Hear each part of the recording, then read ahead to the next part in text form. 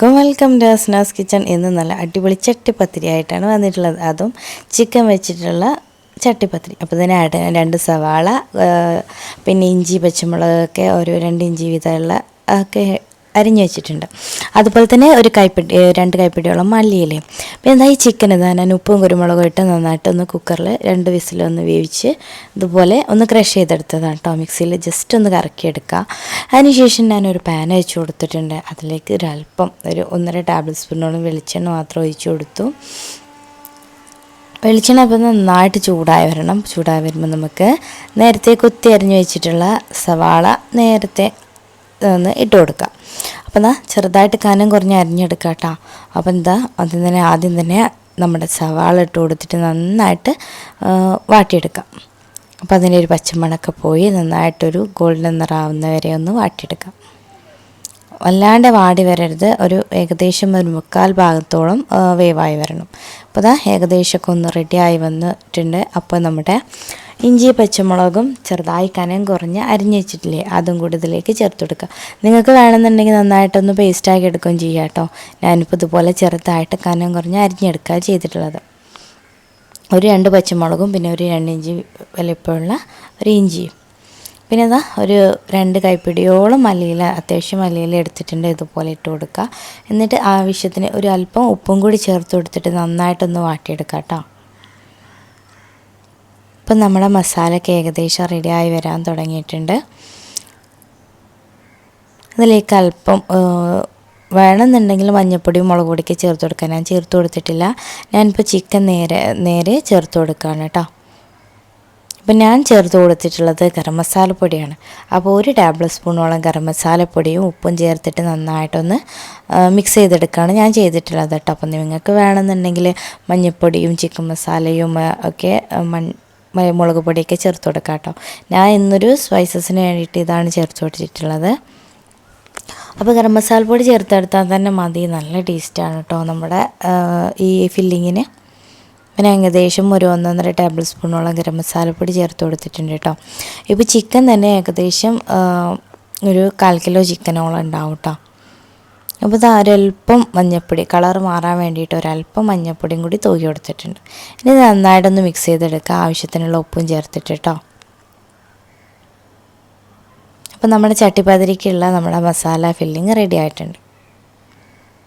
അപ്പോൾ നന്നായിട്ടൊക്കെ ഒന്ന് മിക്സ് ചെയ്ത് കൊടുക്കുക. നമ്മുടെ ഉള്ളിയും നമ്മുടെ സവാളയും ഇതുപോലെയുള്ള മസാല ഒക്കെ നന്നായിട്ടൊന്ന് മിക്സ് ചെയ്ത് ലെവലാക്കി എടുക്കുക കേട്ടോ.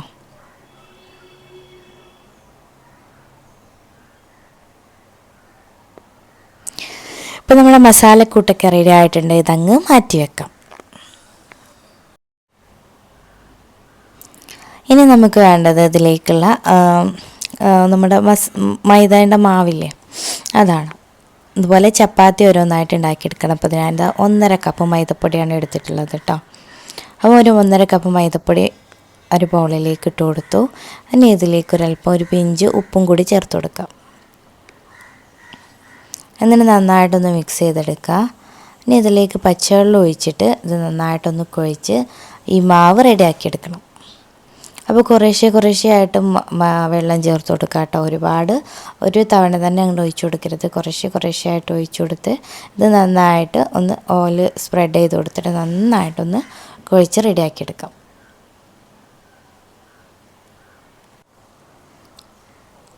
ഇപ്പോൾ ഞാൻ പറഞ്ഞ പോലെ തന്നെ നേരത്തെ ഞാൻ കുറേശ്ശെ ആയിട്ടാണ് നമ്മുടെ വെള്ളം ചേർത്ത് കൊടുക്കുന്നത്. ഇതുപോലെ കുഴച്ച് റെഡിയാക്കി എടുക്കാം.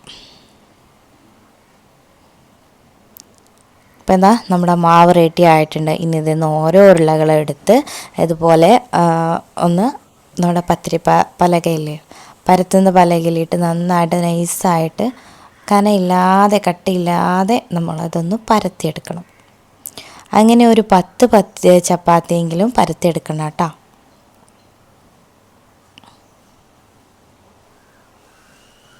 അപ്പോൾ ഇതുപോലെ കനം കുറഞ്ഞ് വട്ടത്തിൽ ഇതുപോലെ ചെയ്തെടുക്കാം.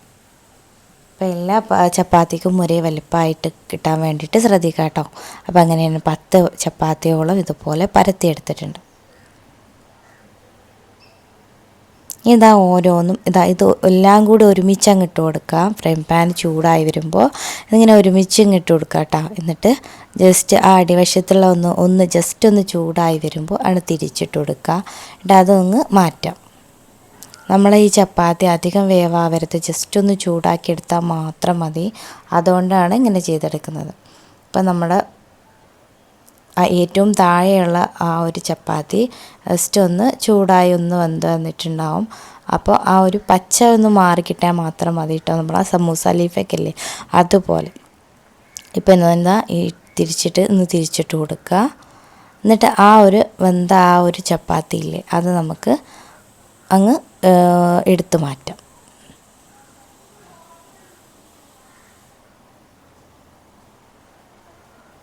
ജസ്റ്റ് ഒരു സെക്കൻഡ് അങ്ങ് ഇട്ട് കൊടുത്താൽ മാത്രം മതി കേട്ടോ. അപ്പോൾ അതങ്ങ് ഇതുപോലെ അടർന്ന് പോരും. ഇതുപോലെ ചെയ്തെടുക്കാം.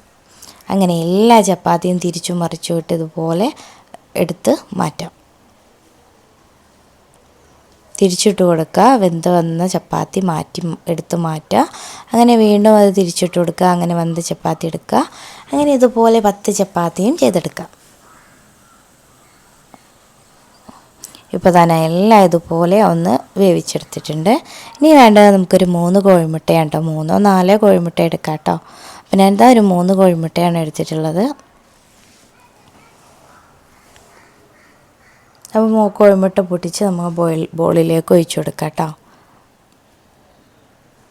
ഇനി ഇതിലേക്ക് അല്പം ഉപ്പും ഒരു 1/2 ടേബിൾ സ്പൂണോളം ഉപ്പും പിന്നെ കുരുമുളകും ഇതുപോലെ തന്നെ ഒരു ടേബിൾ സ്പൂണെങ്കിൽ ചേർത്ത് കൊടുക്കാം കേട്ടോ. ഇതുപോലെ ക്രഷ് ചെയ്ത കുരുമുളക് പൊടിയും ചേർത്ത് കൊടുക്കുക. എന്നിട്ട് നന്നായിട്ടൊന്ന് മിക്സ് ചെയ്തെടുക്കുക.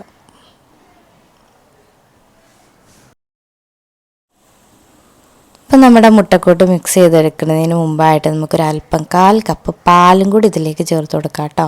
ഇനി പാലും കൂട്ടിയതിന് ശേഷം നന്നായിട്ടൊന്ന് നമ്മുടെ ബീറ്ററോ അല്ലാന്നുണ്ടെങ്കിൽ ഇതുപോലെ വിസ്കോ വെച്ചിട്ട് നന്നായിട്ടൊന്ന് സ്പൂൺ വെച്ചിട്ടാലും കുഴപ്പമില്ല, ഇതുപോലെ നന്നായിട്ട് ബീറ്റ് ചെയ്തെടുക്കാം. അതിനുശേഷം അതുപോലെ ഒരു നോൺ സ്റ്റിക്കിൻ്റെ പാത്രമോ അല്ലെങ്കിൽ കുക്കറോ എടുക്കാം കേട്ടോ. ഇങ്ങനെ കുക്കറോ എടുത്തതിന് ശേഷം ഇതുപോലെ ജസ്റ്റ് ഒന്ന് ഓയിൽ സ്പ്രെഡ് ചെയ്ത് കൊടുക്കുക. ജസ്റ്റ് കുറച്ചൊന്ന് ഓയിൽ സ്പ്രെഡ് ചെയ്ത് കൊടുക്കുക കേട്ടോ.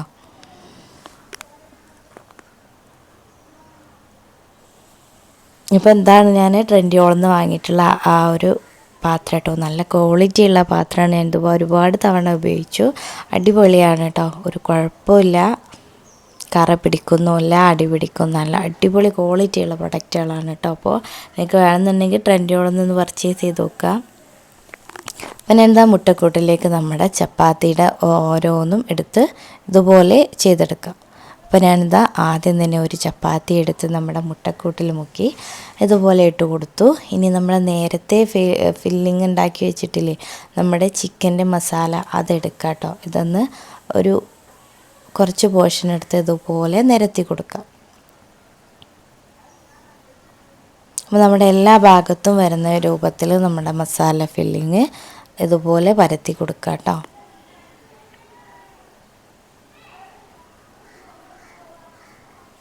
ഇങ്ങനെ ഫില്ലിങ് എല്ലായിടത്തും ജസ്റ്റ് ഒന്ന് പരത്തി ഫില്ല് ചെയ്ത് കൊടുത്തതിന് ശേഷം നമ്മൾ വീണ്ടും ഇതുപോലെ തന്നെ ചപ്പാത്തി എടുക്കുക, അതിൽ മുക്കിയിട്ട് ഇതിന് മുകളിൽ വെച്ച് കൊടുക്കുക. അങ്ങനെ നമ്മുടെ ചപ്പാത്തി തീരുന്നവരെ, ഫില്ലിങ്ങും തീരുന്നവരെ ഇതുപോലെ ചെയ്തെടുക്കുക കേട്ടോ. ഇനി അതിൻ്റെ മുകളിൽ വീണ്ടും ഫില്ലിങ് നിരത്തി കൊടുക്കുക. അങ്ങനെ എല്ലാ ചപ്പാത്തിയും ചെയ്തതിന് ശേഷം നമ്മുടെ ഈ മുട്ടയുടെ മിക്സില്ലേ ഇതിൻ്റെ മുകളിലിട്ട് ഫുള്ളായിട്ട് അങ്ങ് ഒഴിച്ചു കൊടുക്കുക. സൈഡിലേക്കും മുകളിലേക്കായിട്ട് അങ്ങ് ഒഴിച്ചു കൊടുക്കുക. ഇനി നിങ്ങൾക്ക് വേണമെന്നുണ്ടെങ്കിൽ അണ്ടിപ്പരിപ്പ് മുന്തിരിയൊക്കെ ഇതിൻ്റെ മുകളിൽ വെതറാം കേട്ടോ. ഞാനിതിൻ്റെ മുകളിൽ ഇപ്പോൾ കസസ് മാത്രമാണ് വെതറുന്നത്. അപ്പോൾ അതൊക്കെ നിങ്ങളെ ഇഷ്ടം. ഇതുപോലെ അടച്ചു കൊടുത്ത് നമ്മുടെ പഴയ ഒരു നോൺ സ്റ്റിക്കിൻ്റെ ചട്ടിയോ എന്തെങ്കിലും ഉണ്ടെങ്കിൽ അത് വെച്ച് കൊടുത്ത് മീഡിയം ഫ്ലെയിമിലിട്ട് ഇതുപോലെ 20 മിനിറ്റ് കുക്ക് ചെയ്തെടുക്കാം. അല്ലാന്നുണ്ടെങ്കിൽ ഒരു 20 മിനിറ്റ് ലോ ഫ്ലെയിമിലിട്ട് കുക്ക് ചെയ്താൽ മതി. ഇതുപോലെ കസിന് വെതറി കൊടുത്തിട്ടുണ്ട് കേട്ടോ. അപ്പോൾ ഇത് റെഡി ആയി വന്നിട്ടുണ്ട്. ഇനി നമുക്ക് വേണ്ടത് ഇത് വേറൊരു പാത്രം വെച്ച് കൊടുത്ത് തിരിച്ചിട്ട് നമുക്ക് വീണ്ടും ആ ഒരു താഴ്വശം കൂടി ഒന്ന് വേവിച്ചെടുക്കണം. അപ്പം ഞാൻ എന്താ ഇതൊരു പാത്രത്തിലേക്ക് തിരിച്ചിട്ട് കൊടുത്തു. ഇനി അതേ പോട്ടിൽ തന്നെ വേണമെന്നുണ്ടെങ്കിൽ ഇട്ട് കൊടുക്കുക, അല്ല വേറെ ഒരു പോട്ടിലാണെങ്കിൽ ഫ്രൈ പാനിലാണെന്നുണ്ടെങ്കിൽ അങ്ങനെയും ചെയ്തെടുക്കാം കേട്ടോ. അപ്പോൾ അതാ ഇതുപോലെ തിരിച്ചിട്ടതിന് ശേഷം ഇങ്ങനെ ചെയ്ത് കൊടുക്കാം. അങ്ങനെ ഇതും ഒരു 15 മിനിറ്റ് ലോ ഫ്ലെയിമിലിട്ടോ ഒന്ന് കുക്ക് ചെയ്തെടുക്കുക. അപ്പോൾ നമ്മുടെ ചട്ടിപ്പത്തിരി, ടേസ്റ്റി ആയിട്ടുള്ള ചട്ടിപ്പത്തിരി റെഡി.